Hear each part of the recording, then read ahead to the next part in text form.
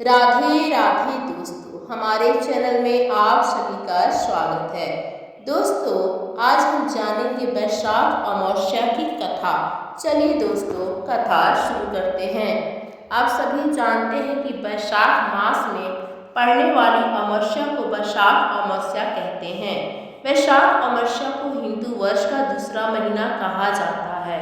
शास्त्रों में वैशाख अमावस्या को धर्म, कर्म, स्नान, दान और पितरों के तर्पण के लिए बेहद शुभ माना जाता है। यह पितरों को मोक्ष दिलाने वाली तिथि होती है, इसलिए शास्त्रों में वैशाख अमावस्या को पितरों को मोक्ष दिलाने वाली अमावस्या भी कहा जाता है। इसके अलावा मान्यता ये भी है कि इस माह से त्रेता युग की शुरुआत हुई थी, जिस कारण भी वैशाख अमावस्या का धार्मिक महत्व अधिक हो जाता है। वैशाख अमावस्या के महत्व से जुड़ी इस कथा के बारे में इसका जिक्र पौराणिक ग्रंथों में मिलता है। चलिए कथा शुरू करते हैं। बहुत समय पहले की बात है। धर्मवर्ण नाम के ब्राह्मण थे। वह ब्राह्मण बेहद ही धार्मिक प्रवृत्ति के थे। वह हमेशा व्रत उपवास करते रहते।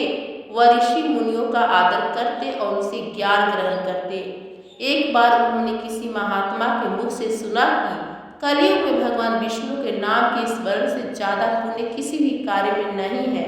अन्य युगों में जो पुण्य यज्ञ करने से प्राप्त होता था, उससे कहीं अधिक पुण्य फल इस घोर कलयुग में भगवान का नाम स्मरण करने से मिल जाता है।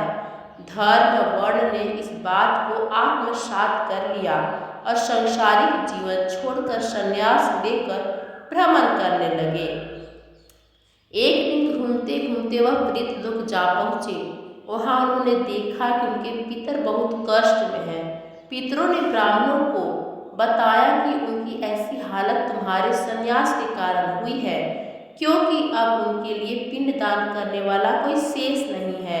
अगर तुम वापस जाकर अपने गृहस्थ जीवन की शुरुआत करो, संतान उत्पन्न करो, तो हमें इस कष्ट से राहत प्रदान हो सकती है। इसके साथ ही उन्होंने ये भी बताया कि वैशाख अमावस्या के दिन विधि विधान से पिंडदान करो। पितरों की बात सुनने के बाद धर्मवर्ण ने वचन दिया कि वह उनकी अपेक्षाओं को अवश्य पूर्ण करेंगे।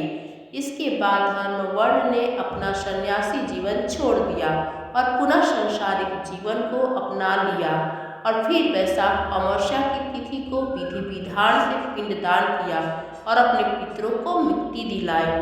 तो दोस्तों, आप लोगों को कैसी लगी वैशाख अमावस्या की कथा, हमें कमेंट्स करके जरूर बताएं।